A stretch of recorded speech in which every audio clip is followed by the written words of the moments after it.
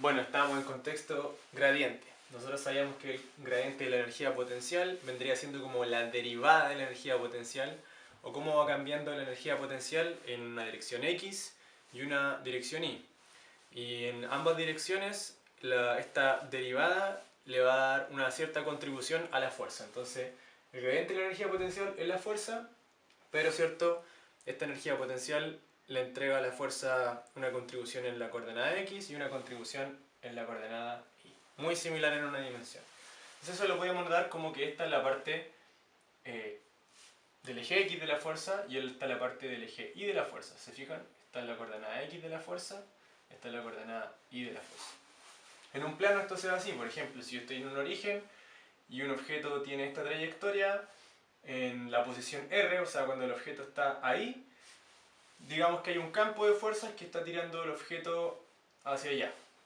Ya una de las fuerzas que están afectando a este objeto y hace que tenga esta trayectoria. Esta es una de las tantas fuerzas que hay. Entonces, si vemos esta fuerza, que depende obviamente del vector de posición, justo en este momento la fuerza está tirándolo hacia allá. Nosotros sabemos que esta fuerza tiene una coordenada en el eje X y una coordenada en el eje Y. La coordenada del eje X lo tira hacia allá, la Y hacia allá, y ambas juntas lo tiran en esa dirección.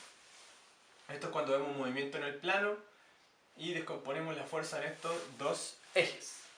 Pero ¿qué pasa si nosotros queremos analizar una fuerza? Y aquí viene lo importante, y me detengo en este video antes de seguir con el gradiente porque aquí hay algo muy importante, y es que cuando nosotros analizamos un movimiento en el plano, no solamente lo podemos analizar desde la coordenada X y la coordenada Y, sino que de la coordenada R, o sea, cómo el vector de posición se va agrandando y achicando, y la coordenada θ, que vendría a ser cómo el vector de posición está girando. Entonces, la coordenada R me dice qué tanto se alarga y se estira el vector de posición, y la coordenada θ me dice qué tanto el vector de posición está girando. Entonces, ¿qué pasa? Yo puedo descomponer mi vector de fuerza, que también depende aquí del vector de posición. Estamos en este puntito de la trayectoria, que ahí puede haber una pelotita que está siendo afectado por una fuerza que lo tira hacia allá. Pero nosotros sabemos que, si lo vemos esto desde el punto de vista radial, esta fuerza, la coordenada R de la fuerza, está haciendo que mi pelota quiera como alejarse de este punto de referencia. Mi pelota está intentando alejarse, la fuerza lo está tirando hacia fuera, desde donde justo está este punto de referencia apuntando a la pelota.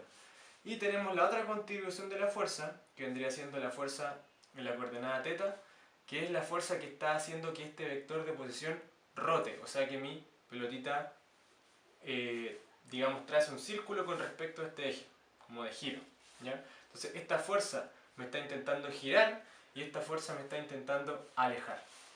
Entonces, ¿qué relación tienen estas fuerzas que están aquí? La fuerza en la coordenada R tongo y la fuerza en la coordenada θ tongo. ¿Qué relación tienen esas fuerzas con el gradiente?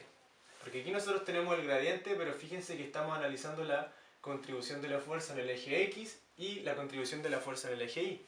¿Habrá una manera de ver la contribución de la fuerza en el eje R tongo y en el eje θ tongo? Y la respuesta es sí, y hacia allá vamos, pero hay que ver cuál es la respuesta y por qué es tan importante analizar esto desde el punto de vista de los vectores R tongo y θ tongo. Entonces, le voy a dar la respuesta al tiro.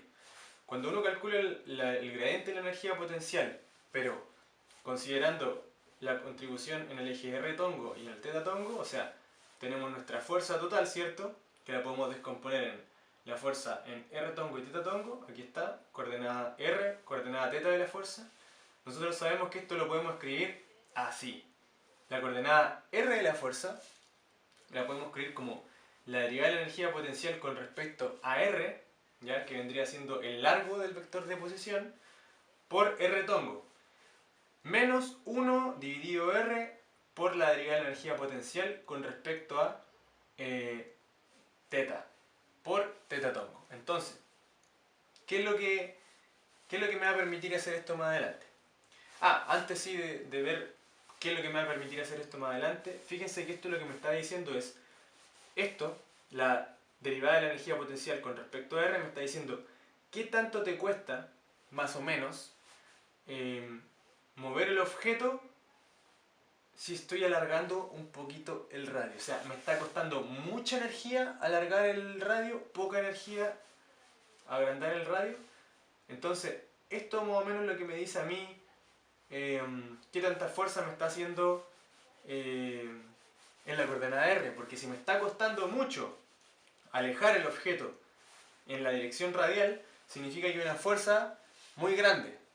Entonces, aquí lo que me está diciendo es qué tanta energía, en esta parte de aquí le daría energía potencial con respecto a θ, qué tanta energía te cuesta a ti variar el ángulo de giro. Entonces, ¿cómo cambia la energía a medida que tú varias el ángulo de giro? Puede ser que haya movimientos en los que variar el ángulo de giro no requiera ninguna energía. Puede haber otras situaciones en las que variar el ángulo, o sea, moverse en sentido circular, cueste mucha energía. Entonces, esto es lo que me está... es como la noción de estas derivadas que están aquí, ¿ya?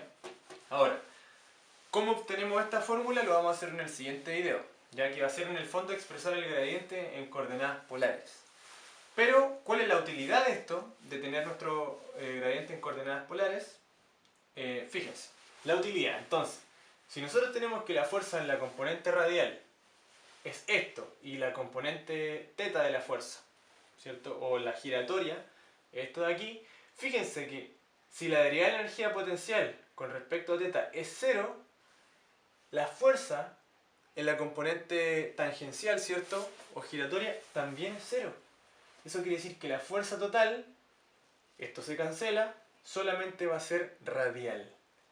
Como un planeta girando con respecto al Sol. Entonces, ya sabemos que si la energía no varía con respecto a girar, la fuerza solamente va a ser radial. Y nosotros ya sabemos por videos anteriores qué es lo que pasa cuando hay una fuerza radial. Entonces, ahí hay una cuestión interesante. Que si nosotros logramos escribir las fuerzas de esta manera, podemos obtener conclusiones a partir de estas derivadas. ¿Qué pasa cuando esta derivada vale 0? Ya sabemos, fuerza radial. Veamos el torque. El torque nosotros sabemos que por definición es R cruz F. Y en un movimiento en un plano, nosotros podemos escribir la fuerza como la coordenada radial de la fuerza en R tongo y la coordenada tangencial de la fuerza en θ tongo. Como en este caso aquí, podemos escribir la fuerza de esa manera. Si hacemos el producto cruz, fíjense, R cruz esto más R cruz esto. Ahí está. Pero fíjense que el vector radial está en R tongo. El vector de posición, perdón, yo lo puedo escribir de esta manera. Está en R tongo siempre.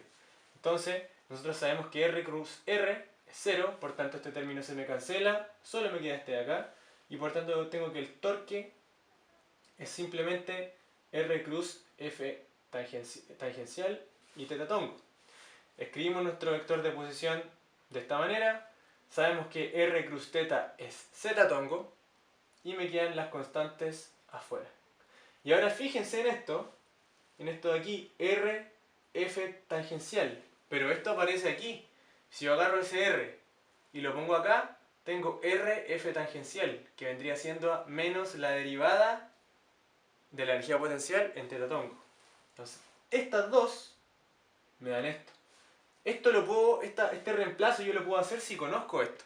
Si no lo conozco, no podía hacer ese reemplazo.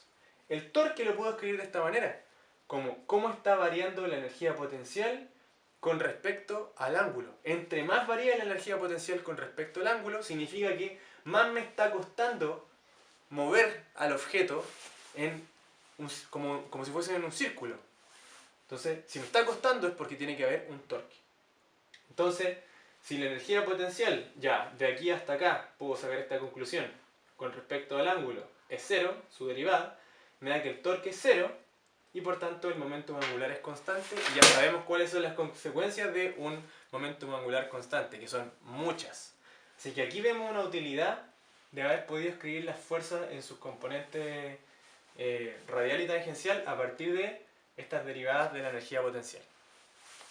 Lo que espero en el fondo de este video es que se den cuenta de la utilidad de escribir el gradiente en coordenadas R y θ, porque me va a permitir escribir la fuerza radial y la fuerza tangencial en función de estas derivadas, que yo las puedo igualar a cero y a partir de esas igualaciones a cero obtener conclusiones muy importantes como que si la derivada de la energía potencial respecto al ángulo es cero, tenemos una fuerza central.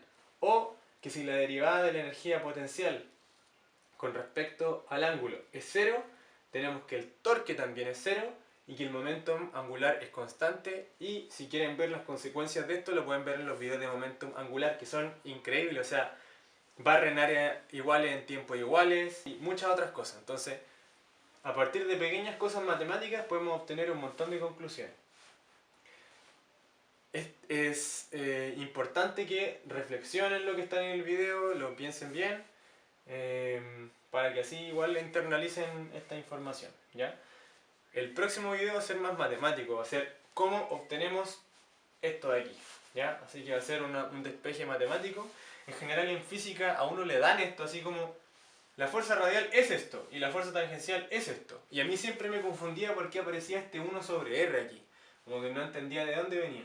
Entonces, el próximo video va a ser para que usted entienda de dónde viene esta fórmula y así no la ocupe simplemente porque a usted se la dijeron, sino que entienda cómo se deduce, que eso es lo que me interesa a mí, que aprendan cómo a hacer las cuestiones con rigurosidad y sin como... porque sí, ¿ya? Esa fórmula me la enseñaron así y la ocupo porque sí. Así que eso. Chao.